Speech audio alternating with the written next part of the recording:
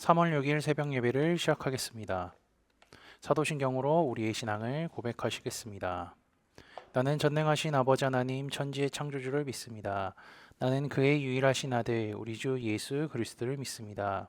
그는 성령으로 잉태되어 동정녀 마리아에게서 나시고 본디오 빌라도에게 고난을 받아 십자가에 못 박혀 죽으시고 장사된 지 사흘 만에 죽은 자 가운데서 다시 살아나셨으며 하늘에 오르시어 전능하신 아버지 하나님 우편에 앉아 계시다가 거기로부터 살아있는 자와 죽은 자를 심판하러 오십니다. 나는 성령을 믿으며 거룩한 공교회와 성도의 교제와 죄를 용서받는 것과 몸의 부활과 영생을 믿습니다. 아멘. 다 함께 찬송가 420장 찬양하시겠습니다.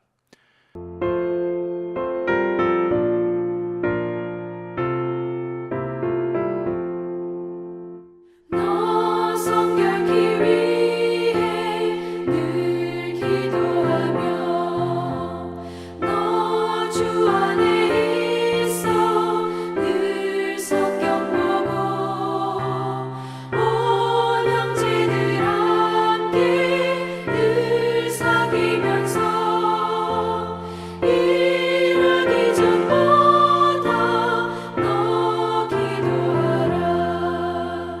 너 성결케 위해 내 머리 숙여 저 은밀히 계신 내 주께 빌라. 주 사귀어 살면 주 닮으리니 널 보는 이마다 주 생각하리. 너 성결케 위해 주 따라가고 일 다급하여도 더 멈지 말고 참 즐거울 때나 또 슬플 때나 너 주님만 믿고 늘 따라가라. 너 성결케 위해 늘 기도하며 내 소원을 주께 다 맡기어라.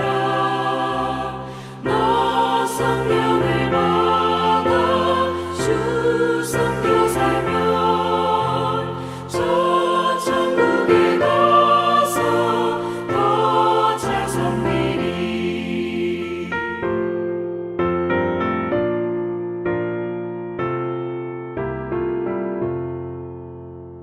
우리 공동체의 성결기 본문은 레위기 2장입니다. 그중 11절부터 16절까지 읽고 말씀을 나누도록 하겠습니다. 너희가 여호와께 드리는 모든 소재에는 누룩을 넣지 말지니 너희가 누룩이나 꿀을 여호와께 화제로 드려 사르지 못할지니라. 처음 익은 것으로는 그것을 여호와께 드릴지나 향기로운 냄새를 위하여는 제단에 올리지 말지며 내 모든 소재물에 소금을 치라. 내 하나님의 언약의 소금을 내 소재에 빼지 못할지니 내 모든 예물에 소금을 드릴지니라. 너는 첫 이상의 소재를 여호와께 드리거든 첫 이삭을 볶아 찌은 것으로 내 소재를 삼되 그 위에 기름을 붓고 그 위에 유황을 더할지니 이는 소재니라. 제사장은 찍은 곡식과 기름을 모든 유향과 함께 기념물로 불사를 찌니 이는 여호와께 드리는 화제니라. 아멘. 오늘은요 레위기 2장의 말씀을 보도록 하겠습니다. 레위기 1장은 번제와 관련된 내용이 나왔었죠. 번제 드릴 예물은 동물이며 소, 양, 염소 등을 드렸습니다. 그리고 이걸 드릴 때는 모두 흠 없는 수컷으로 드려야 하죠. 그리고 만약에 새를 드려야 한다면요 산 비둘기나 집 비둘기를 드렸습니다. 이렇게 하나님이 제물을 구분하신 이유는요 각 사람의 재정 상황이 다 다르기 때문이죠. 자신이 지은 죄를 처리받고 하나님의 은혜를 생각하고 감사함에 있어서 좋은 예물을 드리는 것은 당연합니다. 그런데 하나님은요 제물을 드리기 위해 자신의 가족의 생계를 희생하는 것은 또 원하지 않으셨죠. 그래서 다양한 예물을 드릴 수 있는 방법을 가르쳐 주신 것입니다. 어떤 사람은요, 소를 드려도 문제가 되지 않는 반면에 소를 드리게 되면 가정 경제가 매우 힘들어지는 사람도 있기 마련이죠. 그리고 다른 사람은 양을 드려도 문제 없지만 어떠한 사람은 양을 드림으로 가정 경제가 어려워지는 경우도 있기에 하나님은 소, 양, 염소, 새 등으로 나눠 주셔서 각 사람의 형편에 맞게 드리되 제물을 준비하는 과정에서 자신의 죄를 돌아보며 하나님과 그분의 말씀을 생각하기를 원하셨기 때문이죠. 그리고 한 가지 더 얘기하면요, 이렇게 제물을 드려서 문제가 생기면 그 제물을 누구에게 드려야 됩니까?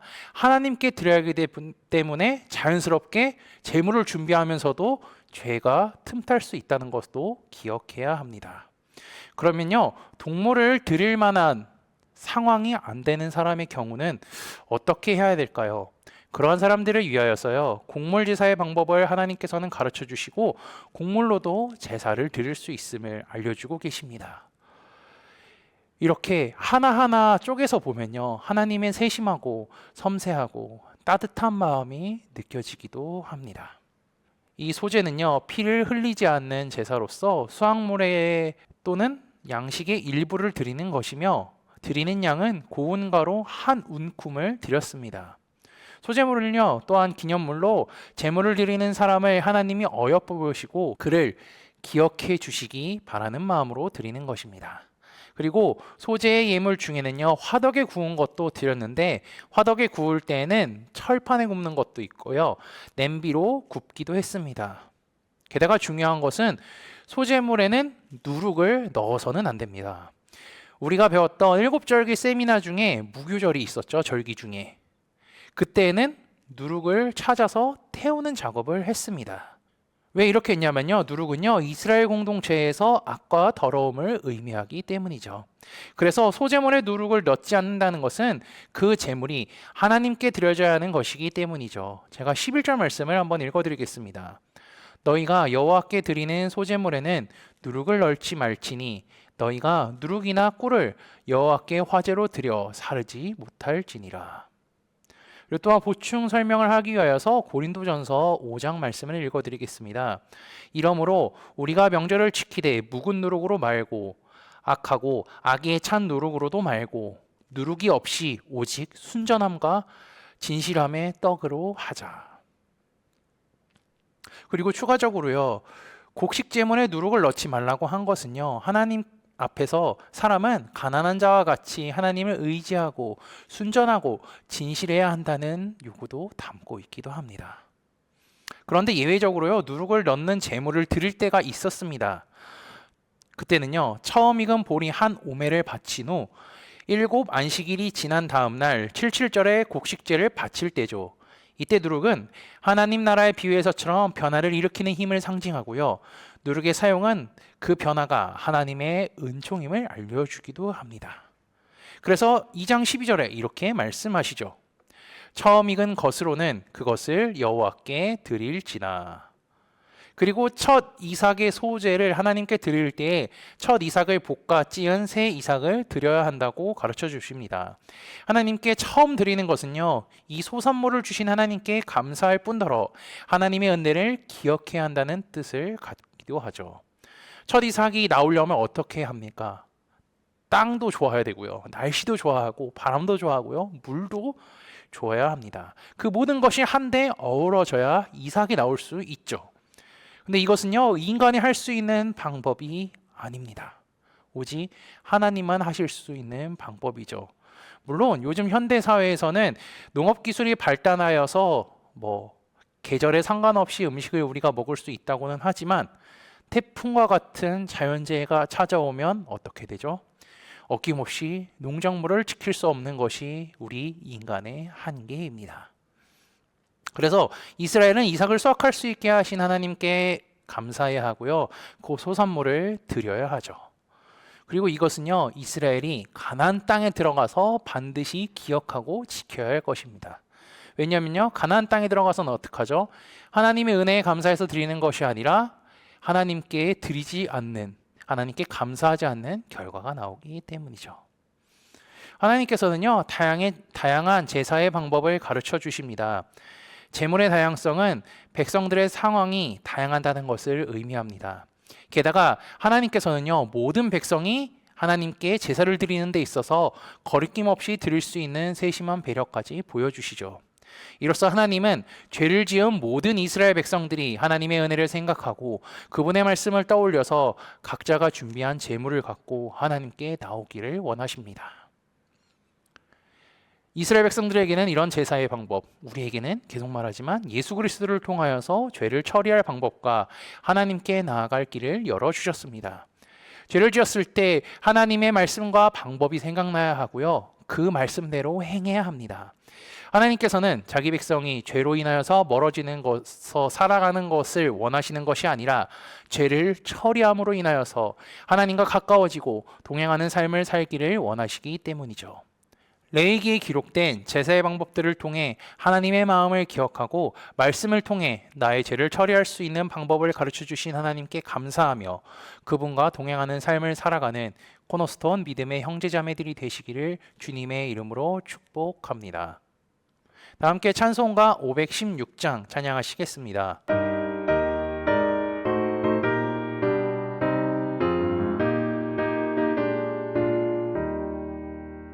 옳은 길 따르라 의의 길을 세계 만민이 찾는 길 이 길 따라서 살기를 온 세계에 전하세 만 백성이 나갈 길 어둠 밤지나 모둠 든다 환한 빛 보아라 저빛 주 예수의 나라 이 땅에 곧 오겠네 오겠네 주 예수 따르라 승리의 주 세계 만민이 나갈 길과 진리요 참 생명 내 창검을 부수고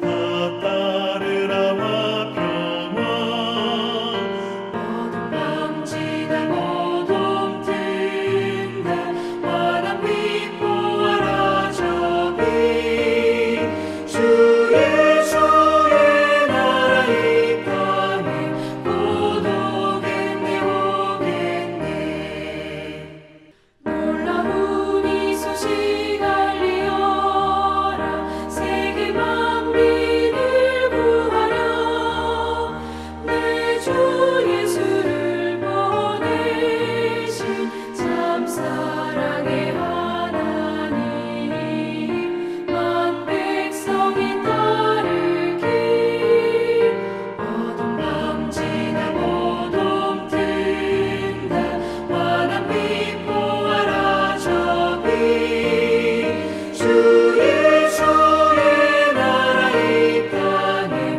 곧 오겠네 오겠네 고난 길을 치고 찾아온 길 많은 백성을 구한 길 모두 나와서 믿으면 온 세상이 마침내 이 진리에 살겠네 어둠 밤지나 모둠 든다 환한 빛 보아라 저빛 주 예수의 나라 이 땅에 곧 오겠네 오겠네